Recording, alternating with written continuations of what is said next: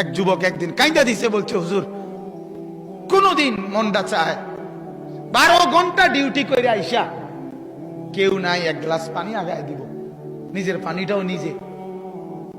বিদেশটা এমন না? সে কি আর বলে?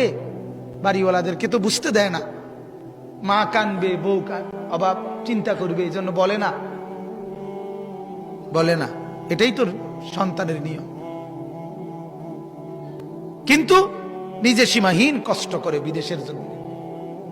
আমার কষ্ট লাগছে দেখে, আমি হজ উমরায় গেছি যে সৌদি আরব, আগে কতবারই দেখছি, এরা নিয়ে যায় দাওয়াত দিয়ে দিয়ে তাকে রুমে, এই ছোট্ট গদ্দুর জায়গার মধ্যে কষ্ট করে থাকে।